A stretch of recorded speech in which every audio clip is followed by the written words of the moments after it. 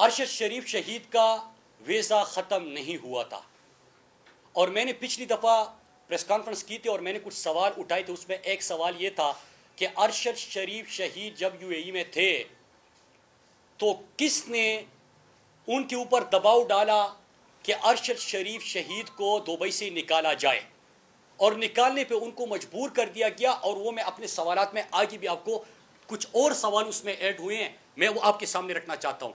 लेकिन गलत कहा गया, झूठ कहा गया कि अरशद शरीफ शहीद का वीज़ा ख़त्म हुआ था। उनका वीज़ा ख़त्म नहीं हुआ था, दबाव दिया गया और अरशद शरीफ को वहाँ से जाने पे मजबूर कर दिया गया। लेकिन जो आज मैं जिस हवाले से आपसे बात कर रहा हूँ, मैं सीधा उस पर आ जाता हूँ।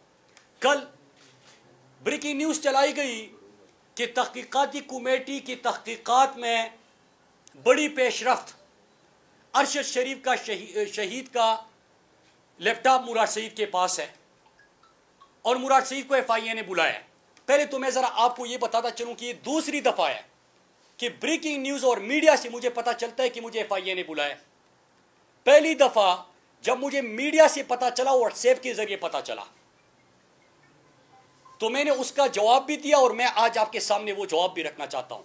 लेकिन उससे पहले मैं ज़रा इनको ये बताता चलूँ कि जब आप संजीदगी अगर आपकी होती तो पहली चीज़ ये है कि जब कीनिया में अरशद भाई की शहादत हुई तो पाकिस्तान की हुकूमत को डेड बॉडी भी दी गई और अरशद भाई के जो सामान था, जो चीज़ें थी, वो भी आप लोग वहाँ पे गए थे ना, आप लोगों ने देना था। लेकिन घर में जब लिफाफा दिया गया तो लिफाफा सील्ड एनवेलप नहीं था, फाड़ा हुआ था। पहली चीज़ इसका जवाब दे कौम को। दूसरा ये कि आप तहकीकाती कमेटी में हैं, आप 2-3 मुमालिक के चक्कर लगा चुके हैं अवाम के टैक्स के पैसे से, और उसके बाद 1 महीना की तहकीकात के बाद आप मीडिया के जरिए बता रहे हैं कि मुराद सईद को FIA ने तलब कर दिया। बड़ी खबर है, पेशरफ्त है, ब्रेकिंग न्यूज़ है और इसको बुलाया गया। क्या आप तहकीकात का रुख बदलना चाहते हैं? आपकी ये गैर संजीदगी वाज़ेह करती है, जिस तरह आपके इंटीरियर मिनिस्टर के बयानात हुकूमती तर्जुमानों के बयानात हैं। फिर इसके बाद और क्या होता है कि आपका जो ऑफिसर इस वक्त इन्वेस्टिगेशन में, ये लेक का प्रोफेशनलिज्म है। अगर आपने मुझे नोटिस भेजना है, मुझे बुलाना है, तो मैं आज आपके सामने बता दूं, मेरे घर असलहा बरदार मोटरसाइकिल रात की तारीकी में ये बैठ सकते हैं मेरे पीछे, और फिर उनको रेड जोन के जरिए फरार भी करा दिया जाता है जब हमारे लोग वहां पे पहुंच जाते हैं।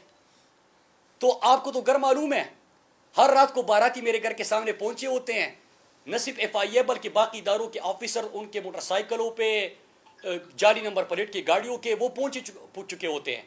तो आप ये तो करने के लिए कर सकते हैं, लेकिन मीडिया खेल रहे हैं, मीडिया के जरिए बता रहे हैं, ब्रेकिंग न्यूज़ बता रहे हैं। तो पहले तो ये आपका ले का प्रोफेशनलिज्म है, और आप हुकूमत को तमाम चीज़ें, डेड बॉडी रिसीव करने आप गए थे, वहाँ पे डेड बॉडी आपको मिली, उनका सामान मिला, और आप 2-3 मुमालिक के चक्कर पाकिस्तान के टैक्स के पैसे पे लगा चुके हैं। आप बताए उनका क्या क्या सामान था और किधर था, और वो लिफाफा जब मिला तो सील्ड एनवेलप क्यों घर वालों को नहीं मिला? तो इसका तो आप जवाब दें। लेकिन तहकीकात, मैंने तो आपको डायरेक्शन भी दी थी अपने पिछले खत में, आपने मीडिया के जरिए बात की, मैंने आपको खत लिखा, उसमें हालांकि नोटिस नहीं होता, इस तरह घर में दे देते हैं, एड्रेस आपके पास है। फिर उसके बाद क्या होता है, मैंने आपसे चंद सवाल पूछे थे ताकि आपकी डायरेक्शन ठीक हो, ताकि अरशद शरीफ शहीद के कातिलों तक आप पहुंचे। और पहले सवाल जो एक सवाल ऐसा था जिसके ऊपर थोड़ा सा काम हुआ और आपको इशारे मिलने लगे, लेकिन मैं वो क्वेश्चन जरा रिपीट करना चाहता हूं। तो उसके बाद मैं आज आपसे एक अहम तरीन बात करने जा रहा हूं। पहला सवाल मेरा ये था कि अरशद शरीफ शहीद के ऊपर 16 जाली FIRs किसने दर्ज किए थे और उसके कंप्लेनेंट कौन थे? मुझे पता चला है कि FIA ने वो कंप्लेनेंट्स को बुलाया है। उसके साथ एक और काम भी मैं आपको मशवरा दे सकता हूं, और मैं जितने इंफॉर्मेशन मेरे पास है, मैं अपनी इंफॉर्मेशन की बुनियाद पे आपको सवाल भेजे हैं ताकि डायरेक्शन आपकी ठीक हो, ताकि हम कातिलों को पकड़ सके। पाकिस्तान का सबसे बड़ा नाम हुब्बुल वतन, शहीदों का वारिस हमसे छीना गया है, ताकि हम उनके कातिलों, हमने तो उनकी जिंदगी में जो वो फरियाद कर रहा था, तो उनको तो इंसाफ नहीं दे सके। कम से कम उनकी वालदा जो फरियाद कर रही है उनको तो आप कम से कम कातिलों को तो पकड़ सके। पहला सवाल, 16 जाली FIRs किसके कहने पे हुए थे? कंप्लेनेंट्स कौन थे? और उन कंप्लेनेंट्स का कॉल रिकॉर्ड आप निकाले कि उनको किसने कहा था कि आप अरशद भाई के खिलाफ कंप्लेनेंट बने और फिर उनके ऊपर आपने जाली FIR दर्ज किया। दूसरा सवाल कि अरशद शरीफ को यहां पे पाकिस्तान में धमकियां कौन दे रहा था? अरशद शरीफ शहीद को दफ्तर किसने बुलाया था, धमकाया था? जो कि जर्नलिज्म से उसके जो तहकीकाती सहाफत थी उससे खुश नहीं थे। तीसरा सवाल कि अरशद शरीफ शहीद को घर पाकिस्तान में कौन गया था जिसने अरशद शरीफ शहीद को थ्रेटन किया और फिर उसके बाद अरशद भाई को पाकिस्तान से जाने का उन्होंने फैसला किया। चौथा सवाल यह था कि जब वो UAE जा रहे थे तो उनका इमिग्रेशन के वक्त तस्वीर जब ली जाती है तो वो किसने लीक की? चौथा सवाल।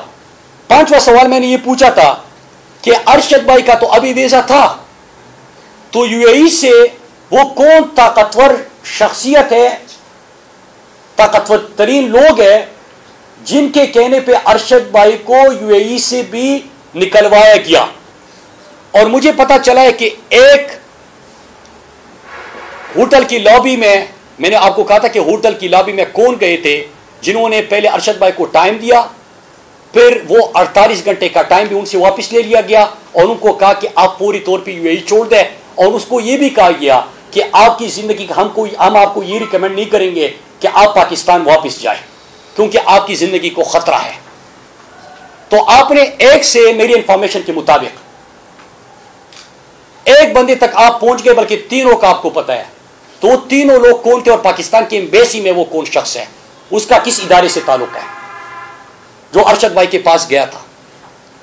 तो तीन वो लोग, वो जरा आप पाकिस्तान के सामने आए ना, उनके सामने आए, सहाफी भी सवाल पूछे कि उन लोगों को सामने हमारे पेश किया जाए ना और उनसे सवाल किया जाए कि वो किसके अहकामात के ऊपर अरशद भाई को UAE से निकलवाने के लिए तगुदू कर रहे थे। और अरशद भाई को मजबूर किया गया, 48 घंटे भी वापस लिया गया, उनको कहा गया कि फौरी तौर पर आप यहां से निकले।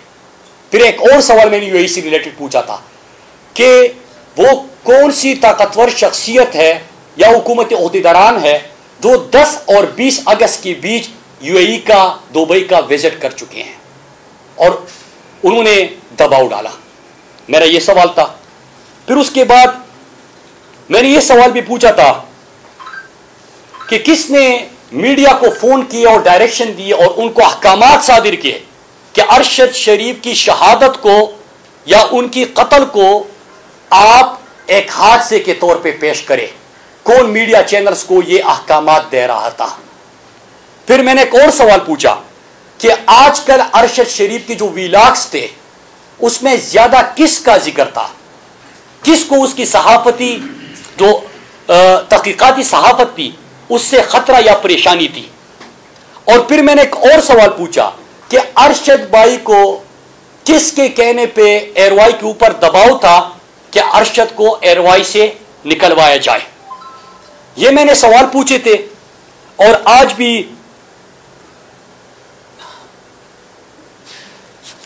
मैं ये सवाल पूछ रहा हूं। और एक और सवाल मेरा कि अरशद भाई की शहादत के बाद जब उनका अभी जनाजा नहीं हुआ तो ये जल्दी में किसके कहने पे प्रेस कॉन्फ्रेंसेस हो रहे थे?